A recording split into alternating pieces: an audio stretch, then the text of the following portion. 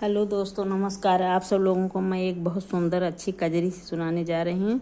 सुनिए, अच्छा लगे तो लाइक करिए, कमेंट करिए, सब्सक्राइब करिए और फुल वॉच करके सुनिए। देखिए, बड़ी अच्छी है। हमका भावे नाही घर के तोरे परानी पिया, बड़ी परेशानी पिया ना। हमका भावे नाही घर के तोरे परानी पिया, बड़ी परेशानी पिया ना। हमका भावे नाही घर के तोरे परानी पिया, बड़ी परेशानी पिया ना। तोहरी बहिनी हमरी नंदा, कौनो काम नाही धंधा। तोहरी बहिनी हमरी नंदा, कौनो काम नाही धंधा। कौनो काम नाही धंधा, कौनो काम नाही धंधा। इनका भेज द ससुरवा भरे पानी पिया, बड़ी परेशानी पिया ना। इनका भेज द ससुरवा भरे पानी पिया, बड़ी परेशानी पिया ना। हमका भावे नाही घर के तोरे परानी पिया, बड़ी परेशानी पिया ना। हमका भावे नाही घर के तोरे परानी पिया, बड़ी परेशानी पिया ना।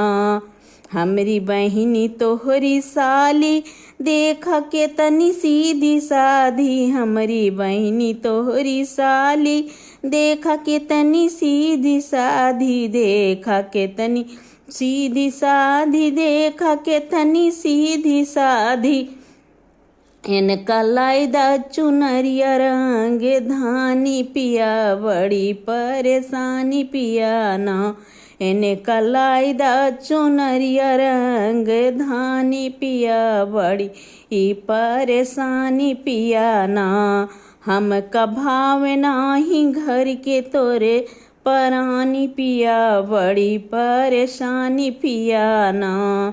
तोहरी अम्मा हमरी सासू, बोलिया बोले बड़ी ढांसू। तोहरी अम्मा हमरी सासू, बोलिया बोले बड़ी ढांसू। बोलिया बोले बड़ी ढांसू, बोलिया बोले बड़ी ढांसू।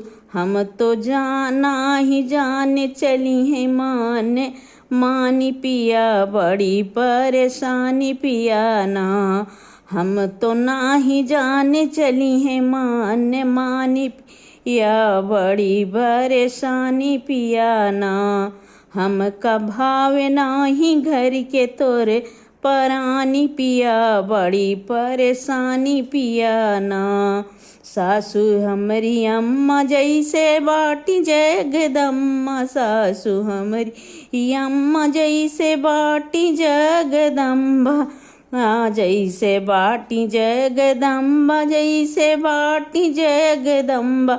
उनके पूजवा करबे दोनों परानी पिया, बड़ी परेशानी पिया ना।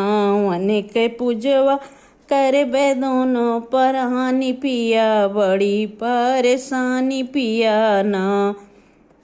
हमका भावे नाही घर के तोरे परानी पिया, बड़ी परेशानी पिया ना। हमका भावे नाही घर के तोरे परानी पिया, बड़ी परेशानी पिया ना।